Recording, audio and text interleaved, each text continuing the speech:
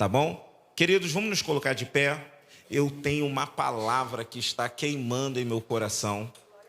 E o tema da palavra é: quando a realidade grita, mas a palavra permanece. Essa é a primeira mensagem de uma série que em algum momento, quando Deus quiser, eu vou pregar toda a série. Mas hoje eu vou pregar só esse primeiro sermão desta série. E o tema da série é: estou debaixo de uma palavra. Diga comigo: estou debaixo de uma palavra. Quem aqui está debaixo de uma palavra? Dê glória a Deus. Eu estou debaixo de uma palavra. Oh, aleluia. Lucas capítulo 5, verso 1. Coloca para mim. Nós vamos ler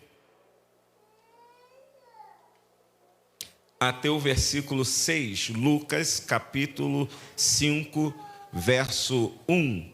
Vamos lá. Evangelho escreveu São Lucas. Certo dia, Jesus estava perto do lago de Genazaré.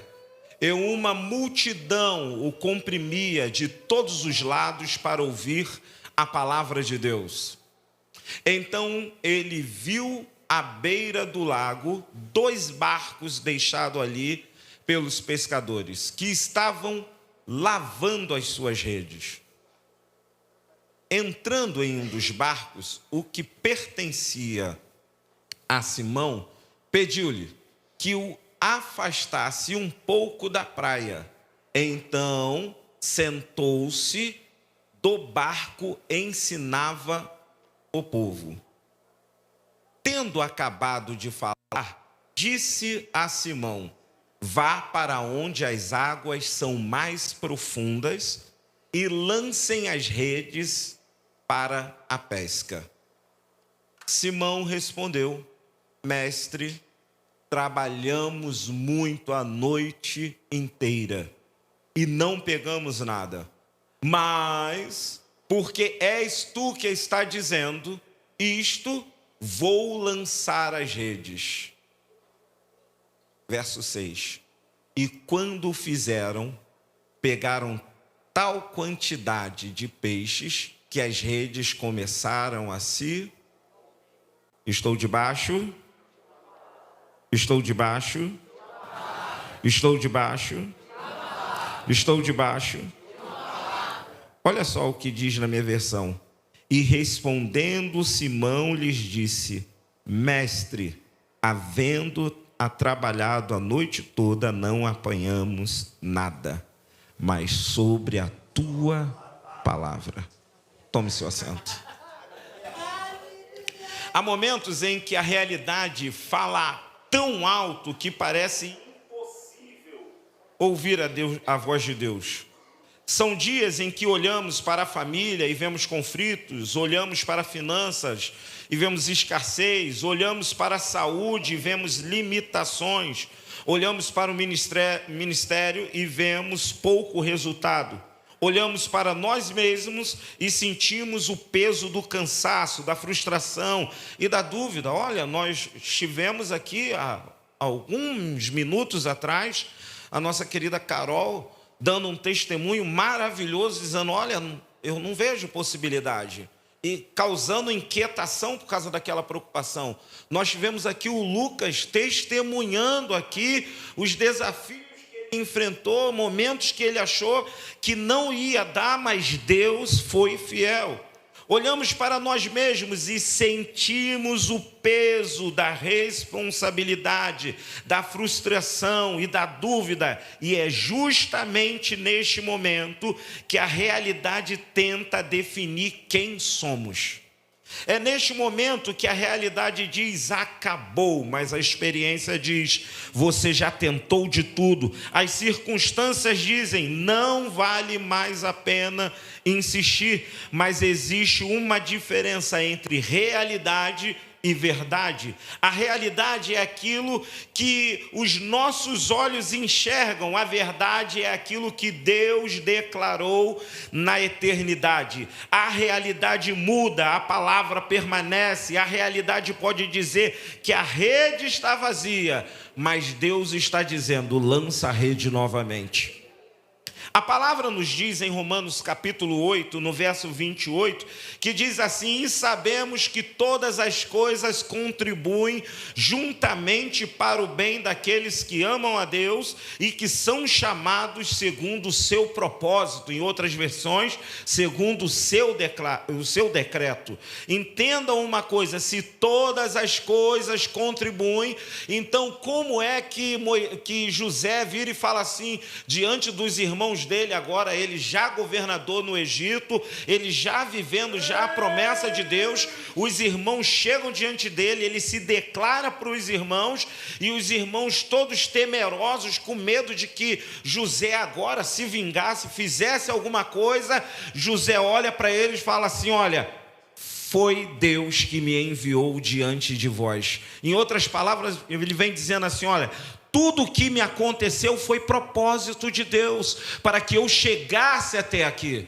E o salmista, ele vai declarar algo maravilhoso, ele vai dizer assim: ó, foi-me bom ter sido afligido, assim eu aprendi o teu caminho. Então, não podemos menosprezar as lutas, não podemos menosprezar os desafios, obstáculos que surgem, os desafios que vêm nos desafiar quase que diariamente. A realidade pode até anunciar o fim, mas a palavra continua anunciando um novo começo. Imagina só quando José foi lançado na cisterna e do lado de fora os irmãos com a ideia assim: ó, vamos matar, porque aí acaba a nossa perturbação. E o outro dizendo assim: matar nada, vamos obter algum lucro, vamos vender. Imagina só José dentro da cisterna e talvez pensando: pronto, acabou para mim. O texto não vai dizer isso, mas vamos lá, qualquer um de nós estamos debaixo de uma palavra, estamos debaixo de uma promessa, tudo dando certo, mas às vezes quando as situações começam a dar errado, a gente não pensa assim, a gente fala assim: meu Deus do céu. Tem uns que chegam até dizer assim: nossa, será que eu joguei pedra na cruz? Não é assim? Tem uns que dizem assim: nossa, Deus deve estar com raiva de mim. Você nunca pensou isso? Deixa eu confessar o meu pecado. Eu já pensei isso. Eu me lembro um dia, eu estava para casar, isso já faz mais de 20 anos, eu estava para casar e eu me lembro que eu estava sentado assim na minha casa, ali preparando, lixando parede, porque a pessoa que eu havia combinado de fazer o serviço, a pessoa falou que ia fazer e desapareceu, no mundo, no mapa, e eu falei assim: meu Deus, e agora faltando poucos meses, eu acho que faltava semanas para a gente casar, e as paredes ainda estavam no embolso, ainda não tinha recebido uma mão de tinta, de massa. Eu falei assim: Jesus, e agora como é que pode? Não posso entrar nessa casa com a minha esposa desse jeito, não dá, e só tem um jeito, eu mesmo vou ter que meter a mão para fazer. E naqueles dias eu estava lá ralando, olha, deixando o couro, porque quem casa, quer casa. E aí, queridos, naquele momento ali, de repente, eu tinha uma dívida para quitar, eu tinha um cheque para quitar, e eu falava assim: meu Deus do céu, e a pessoa que tinha que me pagar, porque eu já tinha feito o serviço, a pessoa não pagava, uma tribulação, uma perturbação, e eu falei assim: meu Deus do céu. Chegou um momento que eu sentei, eu falei assim: poxa, não é possível, Deus deve estar de brincadeira comigo, deve estar de guerra comigo, Deus me esqueceu.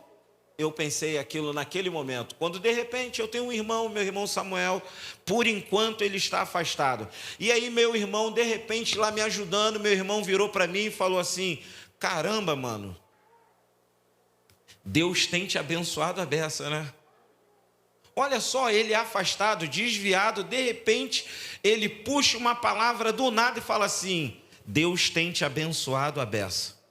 Naquele mesmo instante, eu entendi que era Deus me dando aquele sacode, dizendo assim: como você está dizendo que eu te deixei, se você está lixando a parede que eu falei que ia te dar? Como você está dizendo que eu te deixei, se você está dentro do lugar que eu falei que ia te dar? Porque uma coisa não deu certo, você está dizendo que eu não estou contigo, e nós às vezes somos assim. No mesmo instante eu levantei, procurei o meu rumo e voltei para a parede que eu estava lixando. De repente, Deus usa as coisas improváveis, Deus usa as coisas que não são, Deus usa as coisas que nós não imaginamos. Bateu lá no portão, lá um irmãozinho, presbítero, na época presbítero Edmilson Soares. Aí ele virou e falou assim: Fabinho, vim trazer um presente para você de casamento. Eu falei assim: glória a Deus, né? Alguém está me trazendo um presente de casamento. Aí ele me trouxe um papelzinho assim, enroladinho. Aí eu falei assim: nossa, eu acho que é um dinheiro, né? Eu acho que é um dinheiro. Aí eu não vou abrir o dinheiro ali na frente do irmão, né? Poxa, muito obrigado, meu querido. Aí eu falei assim: meu Deus, deve ser assim uns 10 reais, deve ser assim, né? Porque esse irmão não trabalha para ninguém. Esse irmão não trabalha, ele fica falando que trabalha para Jesus. Jesus manda a conta certinha. Meu Deus. Aí eu falei assim: faz uma oração aí, servo de Deus, faz uma oração aí, né? E aí o servo de Deus fez uma oração, abençoou. Quando ele falou: olha, até o dia do casamento. Aí eu: até o dia do casamento. Quando ele virou a porta, eu fechei o portão, meti a mão no bolso, aí abri, eu falei assim: nossa, eu nunca recebi presente em dólar. Aí era $100. Aí eu falei assim: $100? Eu nunca peguei uma nota de dólar na mão e muito menos de $100. Aí eu falei assim: nossa, só tem um jeito, deixa eu ver se é o valor da minha dívida. Aí eu liguei para o meu cunhado e falei assim: vê quanto que está o preço do dólar.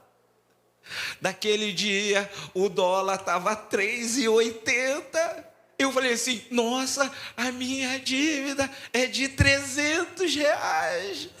E ainda dizimei.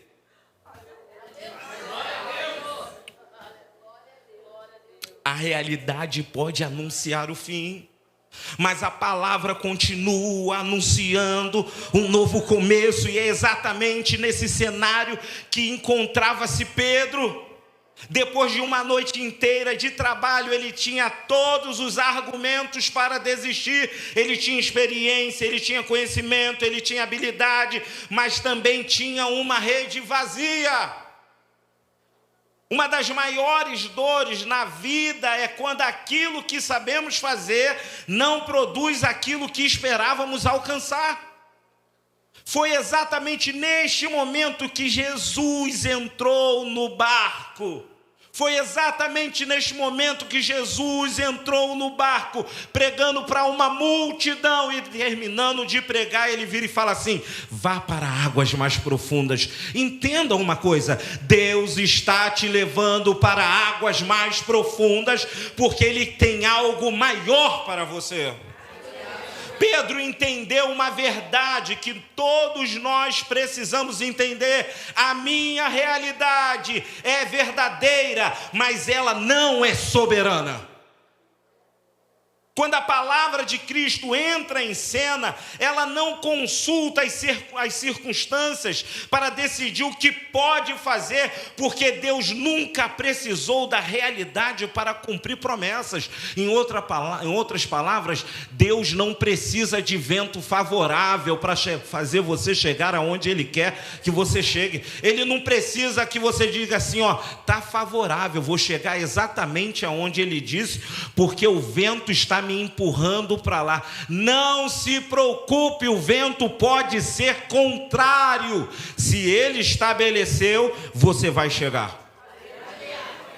E é hoje que o Espírito Santo quer nos lembrar: a realidade pode gritar, mas a palavra de Deus sempre terá a última palavra. Existem momentos em que a maior batalha não está do lado de fora, mas ela está dentro de nós. É quando a nossa experiência diz uma coisa e a nossa fé precisa se agarrar em outra. Pedro tinha uma rede, Pedro tinha um barco, tinha habilidade, tinha experiência, mas ele tinha uma rede vazia. E essa é uma das maiores dores: eu sei fazer, eu sei como fazer, mas não está acontecendo como eu esperava. Pedro vive uma noite de esforço sem resultado. Mas Jesus entra no barco e libera uma palavra: farte ao mar alto, lança as vossas redes para pescar. Há muitos personagens bíblicos que viveram debaixo de uma palavra, ou seja, pessoas que continuaram caminhando porque se apegaram ao que Deus havia dito, mesmo quando a realidade parecia contradizer a promessa. Você quer ver alguns exemplos? José viveu debaixo de uma palavra durante 13 anos. José recebeu de Deus por meio de sonho uma promessa de que seria levantado acima dos seus irmãos. A realidade, porém, parecia negar completamente esta promessa. Foi odiado pelos irmãos, foi lançado numa cisterna, foi vendido como escravo, foi acusado injustamente, foi preso. Mesmo assim, a palavra continuava sobre a vida dele. A Bíblia é clara no Salmo 105, verso 19: até ao tempo em que chegou a sua palavra, a palavra do Senhor o provou. Vai te provar, mas não se preocupe, vai te aprovar também.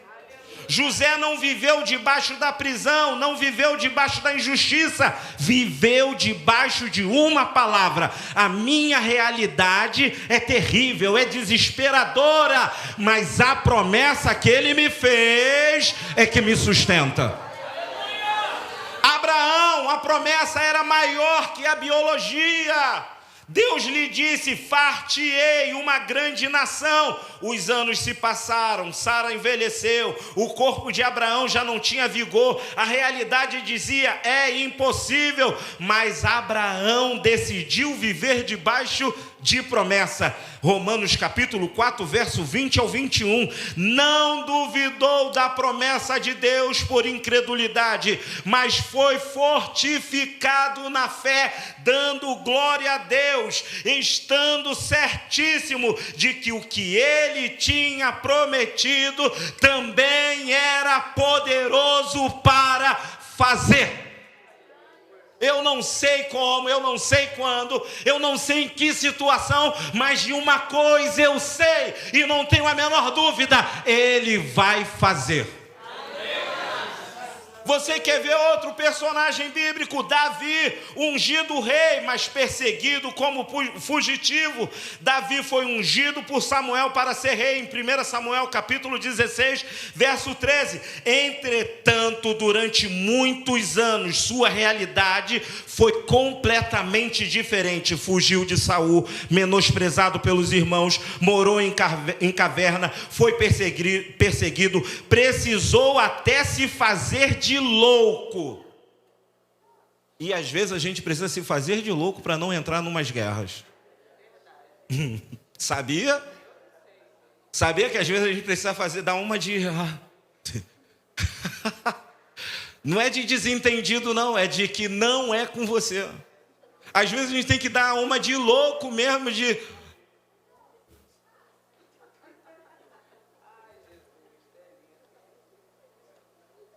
Hã? O que é mesmo?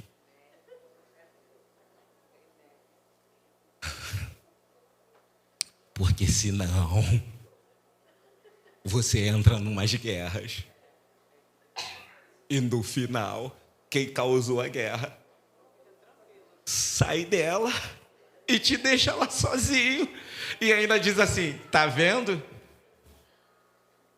Tá vendo como é que é? Cuidado. Não queira ser dono do hospício.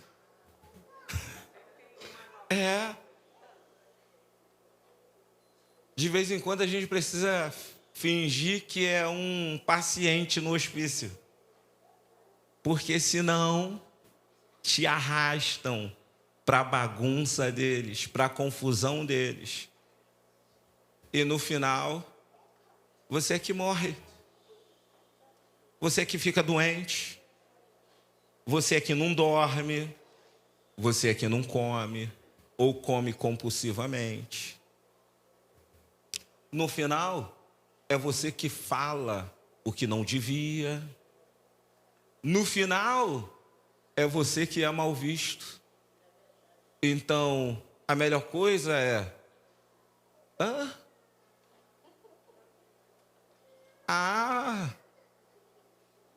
Foi, não foi? E sabe que eu não achei que era comigo? É comigo? Nossa, eu sou tão difícil de entender. Mas não é impressão sua. Às vezes é melhor. Porque senão...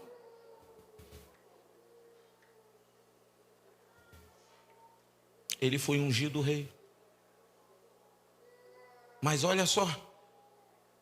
Viveu como um homem sem reino. A unção veio antes do trono. A palavra veio antes do cumprimento. Davi nunca deixou que a caverna anulasse aquilo que Deus havia declarado sobre ele. Davi nunca deixou. Perseguido, precisei me fazer de louco. Olha, fui menosprezado, porque às vezes nos menosprezam. Às vezes você um dia virar e falar assim: nossa, o filho da Adaías. Um dia falaram, o filho da... Mas olha, o filho da Adaías... Mas aquele menino é pastor mesmo? Mas aquele menino se formou? O filho da Adaías? Mas é possível? A gente não está falando da mesma pessoa? Que bom que Deus nos usa para surpreender, porque Ele cumpre a sua palavra. Você quer ver outro homem que estava debaixo de uma palavra? Noé. Deus anunciou um dilúvio, nunca havia chovido daquela maneira. A realidade dizia, isso não faz sentido. Mas Noé vivia debaixo de uma palavra. Pela fé, Noé, devidamente avisado das coisas que ainda não viam, preparou a arca. Por quê? Deus disse, faz uma arca, vai chover. Ele construiu pela palavra, não pelo clima. Não foi e falou assim, realmente vai chover, vou levar guarda-chuva. Não. O céu estava limpinho. Tudo dizia que jamais iria chover. Nunca choveu. E demorou 100 anos para chover, desde o dia que ele recebeu a palavra. Porque ele levou 100 anos construindo a arca. E nesses 100 anos ele estava anunciando, vai chover. Vai chover. E provavelmente, vamos lá, né? Alguém pode ter dito assim, nossa, quanto mais velho ele está, mais maluco ele fica. Nossa, quanto mais crente ele está, nossa, parece que ele passou a carregar aquela Bíblia, parece que ele decidiu entrar para a igreja, parece que ficou doido. Queridos, deixa eu te falar, mas eu fiquei muito louco, porque a cruz é uma loucura para aqueles que perecem, para aqueles que não têm fé, para aqueles que não acreditam que Ele vem. E quando Ele vier, aquele para quem eu disse assim, aceita Jesus que Ele vem, hein? Aceita Jesus que Ele vem. Então dizendo assim, não, isso aí é lorota, isso aí é fábula, isso aí é besteira. Naquele dia, Deus não me permita estar do lado de um incrédulo desse, que eu vou dizer para ele, eu não te avisei que Ele disse que viria.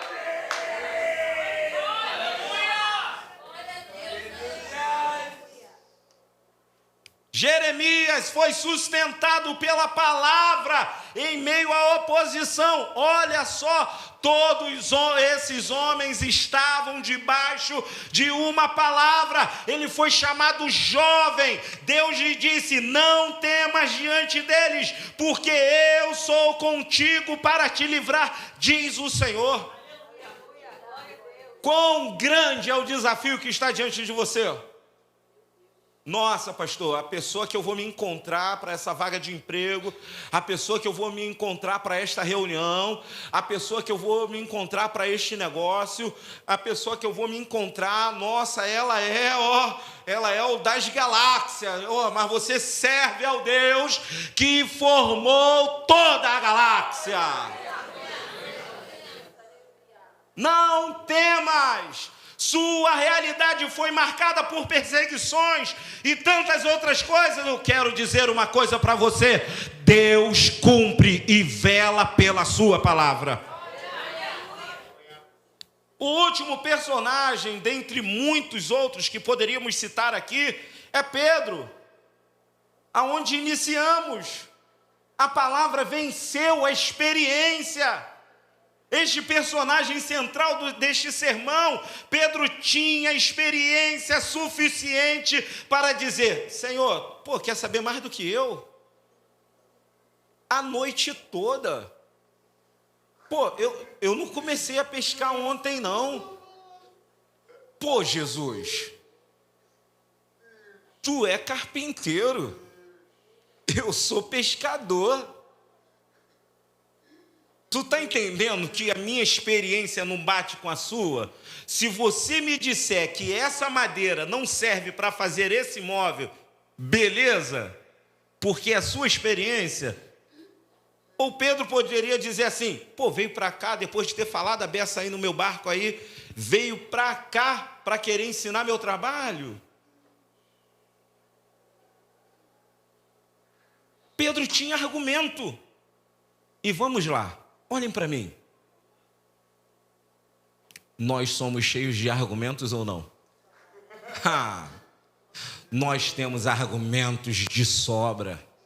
E argumentos convincentes. Nós temos argumentos para tudo. Nós temos argumento para insistir no erro. Nós temos argumento para justificar o erro. Nós temos argumento para mudar a condição da nossa vida. Nós temos argumento para mudar a rota. Nós temos argumento para justificar as nossas decisões. Nós temos argumento para tudo. Você quer ver? Isso não é novidade. Lá no Éden, Adão, cadê você, Adão? Cadê? Adão, Senhor, tive medo, me escondi porque eu estava nu. Adão, quem foi que te disse que tu estava nu, Adão? Deus, sabe o que é? Tu comeste, Adão, do fruto que eu disse que não era para comer?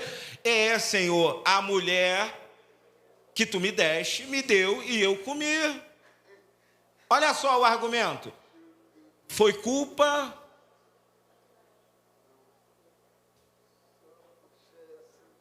É tipo se ele dissesse assim, eu estava em paz. Estava tudo certo aqui no paraíso. Aí tu botou alguém aqui sem me consultar. Aí isso aí como é que é, né? Nós temos argumento para tudo. Só que nós devemos nos esvaziarmos dos nossos argumentos, de nós mesmos, para nos lembrar de uma coisa que o Senhor Jesus disse: eis que estou convosco todos os dias, até a consumação. Quando ele está dizendo até a consumação, até que tudo se acabe, eu estou contigo. Eu estou debaixo de uma palavra. Eu estou debaixo de uma palavra. Você pode concluir dizendo que, pastor, como assim? Como assim eu estou debaixo de uma palavra? Você está debaixo de uma palavra. E essa palavra tem peso. Essa palavra tem tanto peso que tudo que conhecemos, tudo que vemos, foi criado através da palavra dele. Tudo que se fez através da palavra dele. E isso é tão poderoso que eu imagino Deus, eu não sei se o universo tem borda, mas se o universo tiver borda, eu imagino Deus na borda do universo e dizendo assim: façam-se os grandes luminares. Eu imagino assim: façam-se as estrelas. Aí talvez, quem já pegou aquela foto antiga impressa e tentou dar um zoom? Porque está acostumado a dar zoom no celular. Todos nós, né? Não é celular. Mas eu imagino Deus pegando assim o universo, aí fala assim, dando um zoom no planeta Terra. Agora vamos criar vida aqui. Que haja separação entre a porção seca e a porção molhada. Que se façam os grandes animais e os pequenos. Que se façam árvores que dê frutos diferentes. Porque é inexplicável, no mesmo lugar, do lado você bota um pé de laranjeira e um pé de limão e uma mangueira. E um não dá o que o outro dá. Tudo por causa de uma palavra. Ele até vira para Jó e diz assim: aonde tu estava quando eu disse para os mares, até aqui?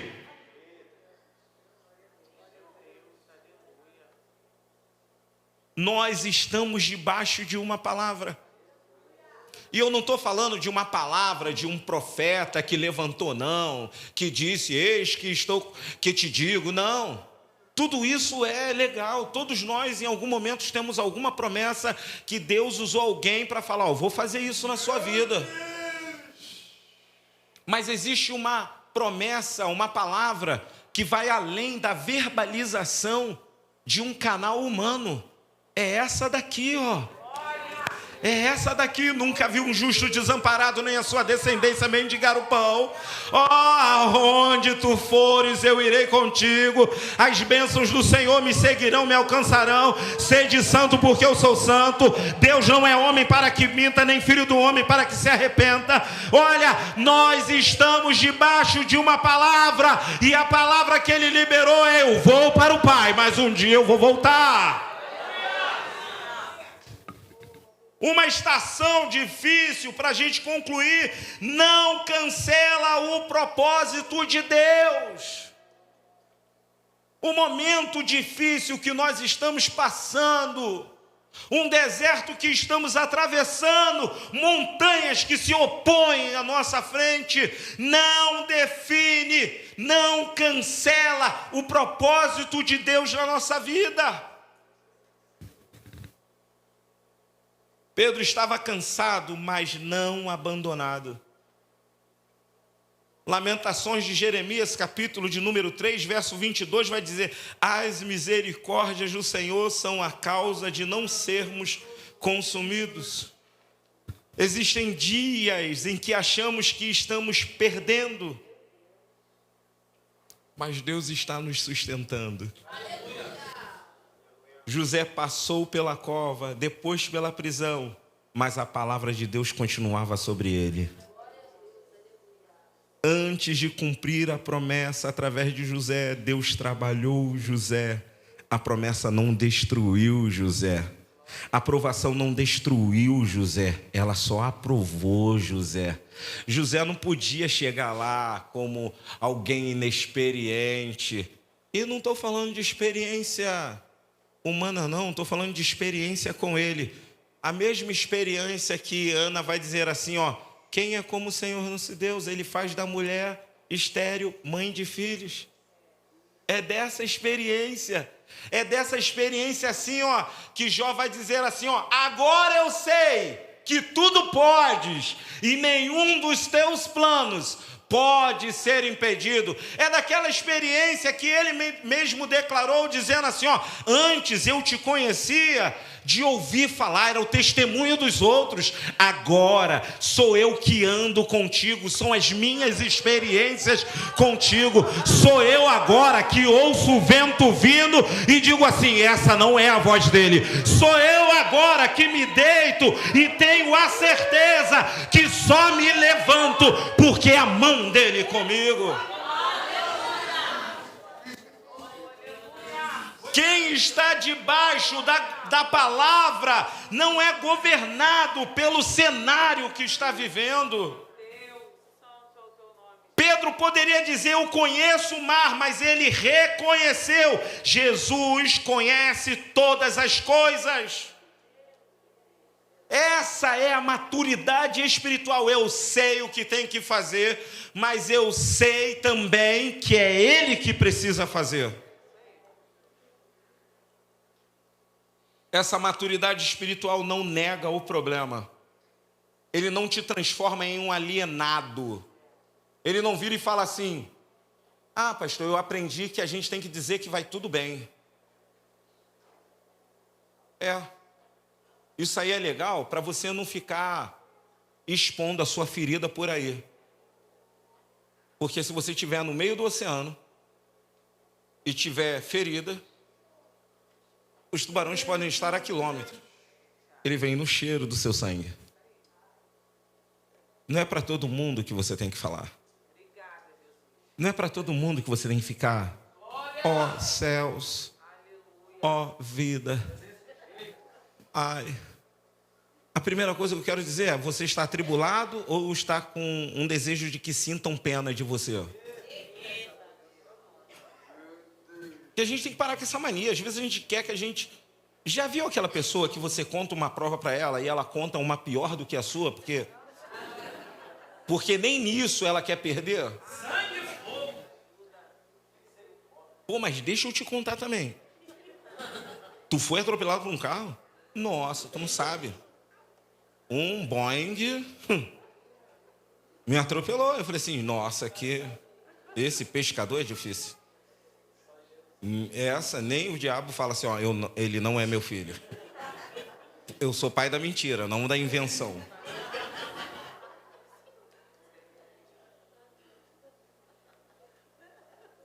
Vamos parar de se fazer de vítima. Vamos parar de querer que os outros sintam pena de nós.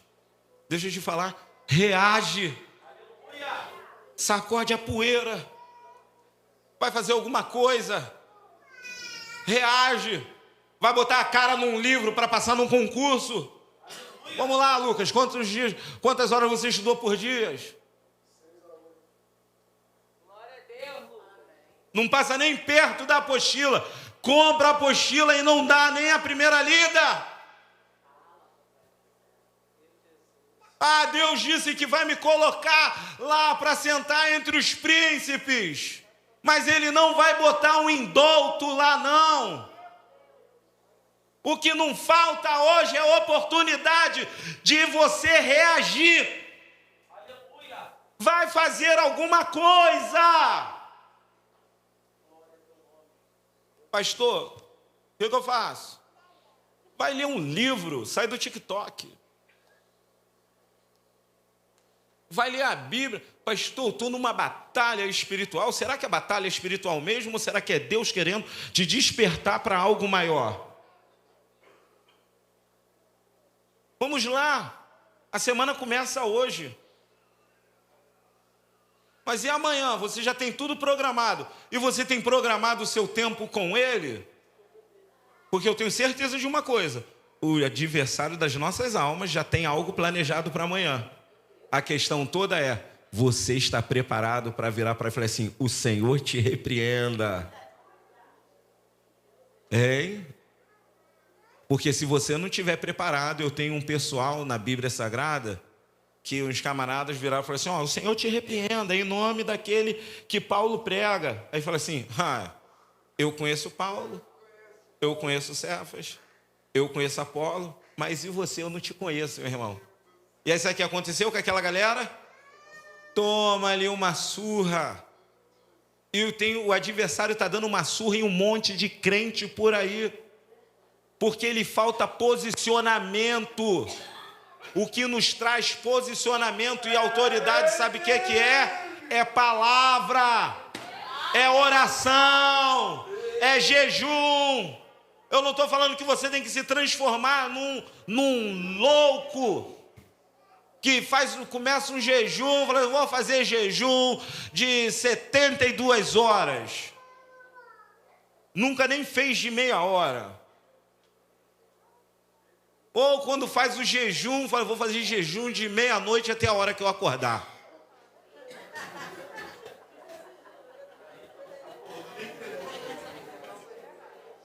Só porque ele tem o hábito de levantar de madrugada e assaltar a geladeira. Só que Jesus disse assim, ó, esta casta de demônio só sai com jejum. A palavra diz que ele veio para matar, roubar e... Sabe quem ele veio matar? Olha para a pessoa que está ao seu lado. Sabe quem ele veio destruir? Olha para a pessoa do outro lado.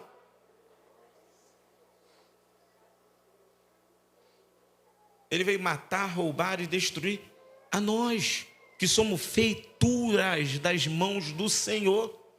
A nós, que estamos debaixo de uma palavra.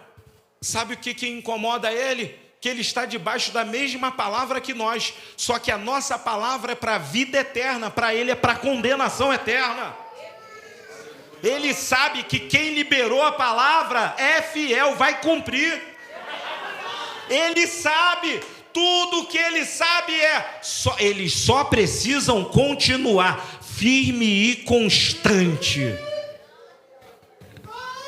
Romanos capítulo 1, verso 17. O justo viverá pela fé. Não é pelo que sente, não é pelo que vê, é pela fé. Se coloque de pé. Talvez alguém hoje esteja olhando para uma área da sua vida e dizendo, eu tentei. Mas Deus está dizendo, lance novamente, porque agora não é apenas sobre sua força, é sobre minha palavra. O fracasso de ontem não tem autoridade sobre o seu amanhã. Por quê? Mateus capítulo 24, verso 35, passará o céu e a terra, mas as minhas palavras,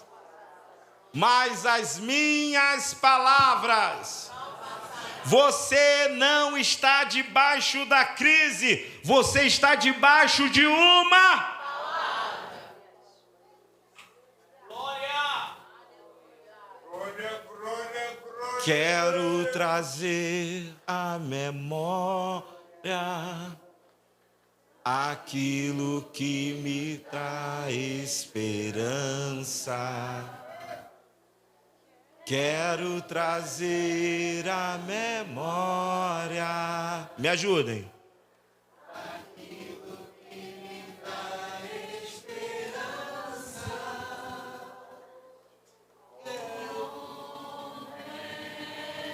Com poder pertencer ao Deus de amor. Como é bom.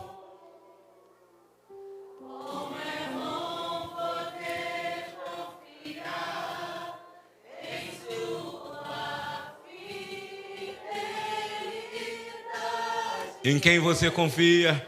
Eu descanso em ti. Oh! Eu espero em ti. Eu te adoro. Deus amor. Mais uma vez quero trazer à memória.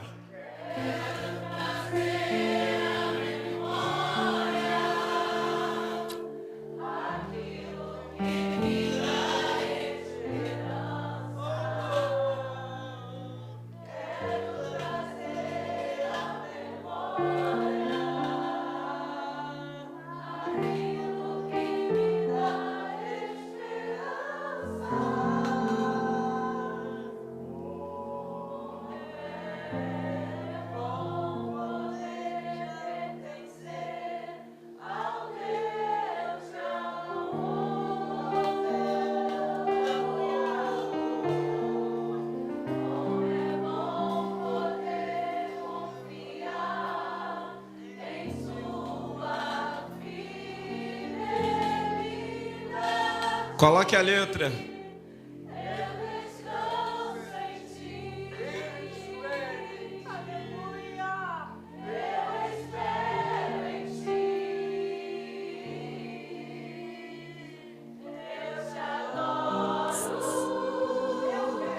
Deus já amou. Vamos lá! Como é bom poder pertencer ao Deus de amor. Como é bom poder confiar. Você pertence a Ele.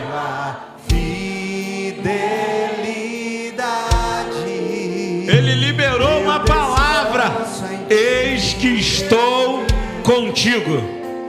Eu espero em ti. Foi liberada uma palavra. Eu te adoro, Deus já. Pastor, mas a palavra que eu recebi nesta semana é: não dá, você não é capaz, não é para você. Você não tem condições. É impossível. Não tem como. Não vai dar. Não posso fazer. Talvez a palavra que você recebeu nesta semana é: vai morrer. Eu espero em ti. Eu te adoro. Talvez a palavra foi: não tem jeito. Eu descanso em ti. Eu espero em ti. Eu te adoro. Mas eu tenho uma palavra para você. Deus já. Tudo posso naquele que me fortalece. Posso todas as coisas naquele que me fortalece.